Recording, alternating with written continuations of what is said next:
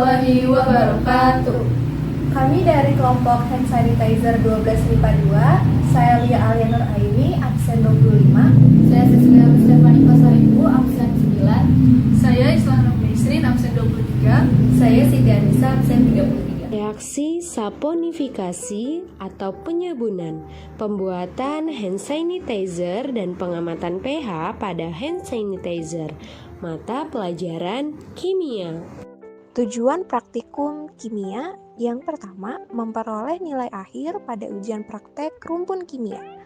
Dan yang kedua, mengetahui bagaimana cara membuat hand sanitizer. Dan yang terakhir, mendapatkan hasil pengujian pH pada hand sanitizer yang dibuat. Halo, bagaimana kabarnya? Di masa pandemi COVID-19 seperti sekarang ini, penting bagi kita untuk selalu menjaga kesehatan dan kebersihan. Siapa yang kalau keluar rumah rajin bawa hand sanitizer? Kalau kamu iya, keren banget. Asalkan hand sanitizer yang kamu gunakan itu punya kandungan alkohol sekitar 60-80%. Alkohol mampu menghancurkan agen penyebab penyakit atau patogen dengan cara memecah protein, mengacaukan metabolisme sel, atau membelah sel menjadi beberapa bagian. Kenapa harus sebanyak 60-80% ya? Karena jika konsentrasi alkohol dalam hand sanitizer terlalu rendah, maka jadi tidak bisa membasmi kuman secara maksimal. Sementara itu, kandungan alkohol yang terlalu tinggi akan membuat cairan sanitizer lebih cepat menguap saat terkena udara. Makanya hand sanitizer dengan kandungan alkohol 60-80% yang ideal untuk digunakan. Yuk kenalan dengan senyawa turunan alkana, yaitu alkohol. Apa itu alkohol? Hidrokarbon merupakan senyawa yang terdiri dari dua jenis atom, yaitu karbon dan hidrogen. Berdasarkan jenis ikatannya, hidrokarbon dibedakan menjadi 3, salah satunya adalah alkana. Alkana ini merupakan rantai karbon panjang yang berikatan tunggal dengan atom H. Jika satu atau lebih atom H pada alkana diganti oleh gugus fungsi tertentu, maka akan membentuk senyawa turunan alkana. Dalam kasus ini, kalau satu atom H-nya diganti oleh gugus fungsi OH, maka akan membentuk senyawa alkohol. Jadi, kesimpulannya bisa kita ketahui bahwa alkohol adalah senyawa turunan alkana yang memiliki gugus fungsi OH. Jenis alkohol. Selain yang digunakan sebagai bahan hand sanitizer, alkohol ini banyak sekali jenisnya loh. Secara mudah, klasifikasinya dapat dilakukan melalui dua cara, yaitu dilihat dari letak terikatnya gugus OH dan jumlah gugus OH yang terikat. Jenis-jenis alkohol dibedakan menjadi dua, yaitu berdasarkan 1. Letak terikatnya gugus OH, 2. Jumlah gugus OH yang terikat. 1. Letak terikatnya gugus OH. A. Alkohol primer adalah alkohol yang gugus OH-nya terletak pada atom karbon primer, yaitu atom karbon yang berikatan dengan satu atom karbon lain. B. Alkohol sekunder adalah alkohol yang gugus OH-nya terletak pada atom karbon sekunder, yaitu atom karbon yang berikatan dengan dua atom karbon lain. C. Alkohol tersier adalah alkohol yang gugus OH-nya terletak pada atom karbon tersier, yaitu atom karbon yang berikatan dengan tiga atom karbon lain. Kedua, jumlah gugus OH yang terikat terdiri dari alkohol monovalen, merupakan alkohol yang hanya memiliki satu gugus OH. Salah satu contohnya adalah 3-pentanol, karena gugus OH terdapat di cabang nomor 3. Yang kedua, ada alkohol divalen, merupakan alkohol yang memiliki dua gugus OH.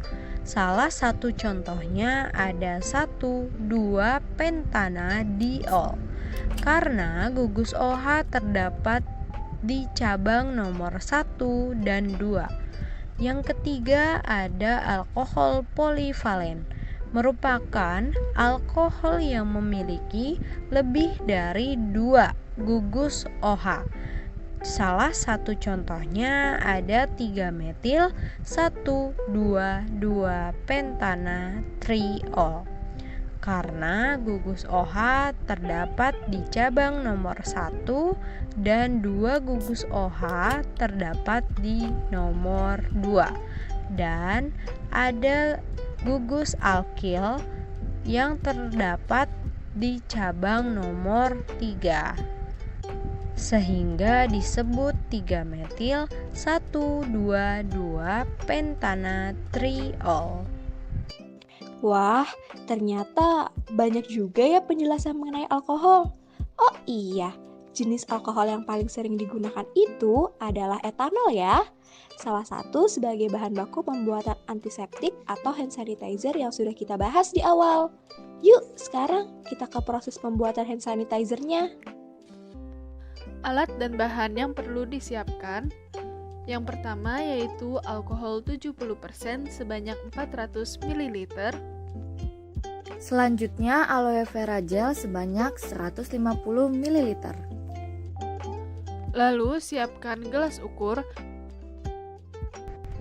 Dan siapkan pengaduk, bisa menggunakan sendok makan. Dan juga siapkan wadah hand sanitizer, yaitu botol spray 100 ml sebanyak 5 buah. Tidak lupa untuk menjaga keselamatan kerja dalam praktikum kami menggunakan sarung tangan. Langkah pertama yaitu tuangkan alkohol sebanyak kurang lebih 400 ml ke dalam gelas ukur.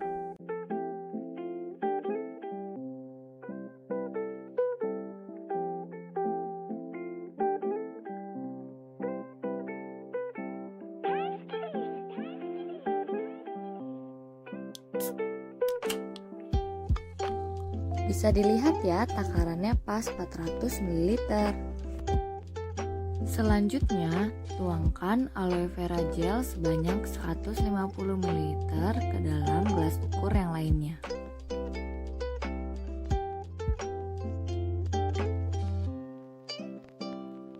Bisa dilihat ya, takarannya pas 150 ml. Kemudian campur alkohol dan aloe vera ke dalam 1 gelas ukur.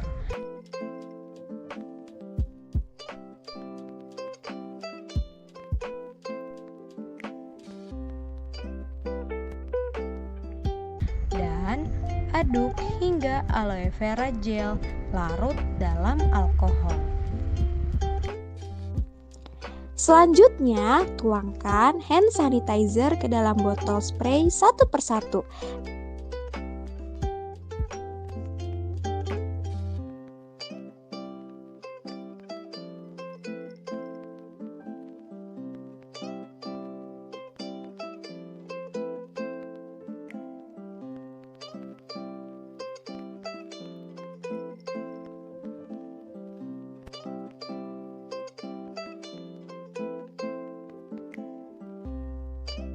Ini dia hasilnya. Selanjutnya pengukuran pH. Apakah pH hand sanitizer kami sudah aman di kulit? Alat yang diperlukan antara lain kertas pH dan barisan warna indikator pH. Langkah pertama yaitu celupkan kertas indikator pH pada cairan hand sanitizer.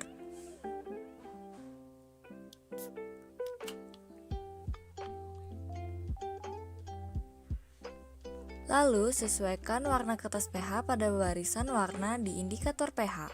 Didapatkan pH cairan hand sanitizer. Berapa pH hand sanitizer kami? Pada cairan hand sanitizer yang sudah dibuat, menunjukkan bahwa pH berada pada angka 6. Berdasarkan informasi dari website Halo Dokter, pengujian pH pada cairan hand sanitizer digunakan untuk mengetahui apakah pH tersebut sesuai dengan pH kulit atau tidak. Hand sanitizer yang bagus yaitu yang memiliki pH sama dengan kulit, yaitu antara 4,5 sampai 6,5. Apabila tidak memiliki pH kulit, Jika dipakai akan menyebabkan iritasi atau korosi. Iritasi yang muncul memiliki gejala rasa terbakar pada kulit, pecah, dan memerah. Jadi, hand sanitizer kami aman untuk Hand digunakan. sanitizer pun siap digunakan.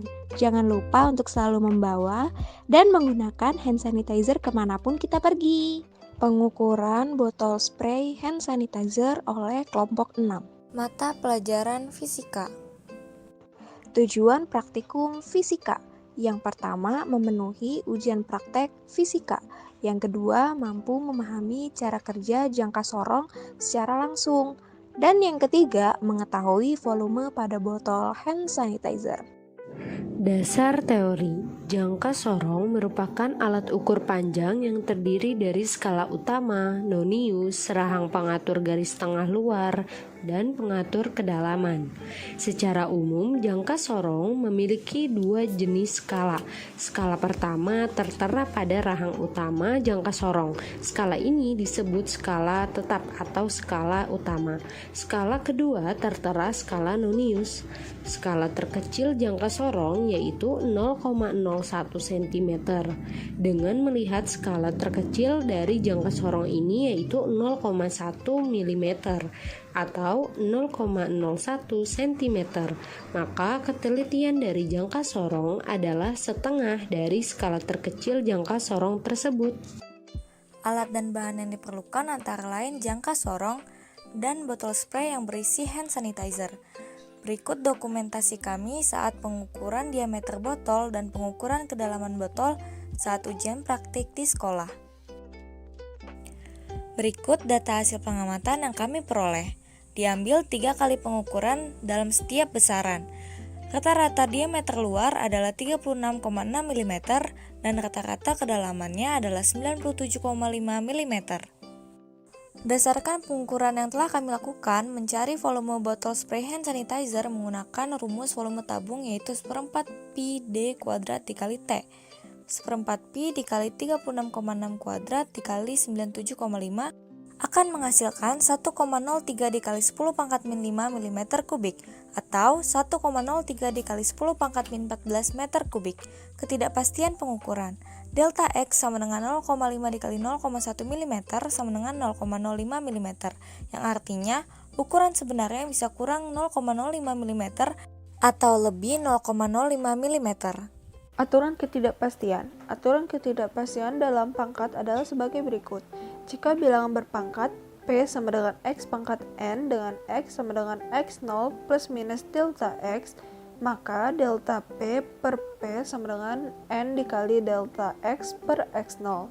Jika ada perkalian, misalnya L sama dengan P dikali T, di mana P sama dengan X0 ditambah delta X dan T sama dengan Y0 ditambah delta Y, maka delta L per L sama dengan delta X per X ditambah delta Y per Y. Jika dikalikan dengan konstanta atau K, misal P sama dengan X0 ditambah delta X, maka K dikali P sama dengan K dikali X0 ditambah delta X. Angka ketidakpastian tidak dikalikan. Menghitung persentase ketidakpastian, misal P sama dengan X0 ditambah delta X, maka persentase delta P sama dengan delta X per X dikali 100%. Rumus volume tabung adalah 1/4 pi D kuadrat dikali T. Dengan aturan ketidakpastian pengukuran, maka persentase ketidakpastian volume botol adalah persentase delta V sama dengan 2 dikali delta D per D dikali 100% ditambah delta T per T dikali 100%.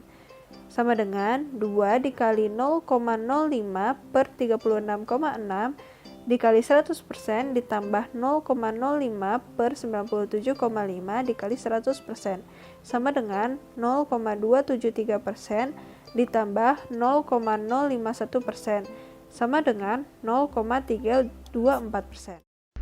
Kesimpulan, dari pengukuran yang telah kami lakukan dapat disimpulkan bahwa volume dari botol spray hand sanitizer kami adalah sebesar 1,03 dikali 10⁻⁴ meter kubik. Dengan menggunakan aturan ketidakpastian pengukuran, maka volume botol sebenarnya bisa kurang atau lebih 0,324% dari hasil perhitungan volume. Ini adalah dokumentasi kelompok kami saat melakukan ujian praktek fisika di sekolah. Sekian dari kelompok kami, kurang lebihnya mohon maaf. Wassalamualaikum warahmatullahi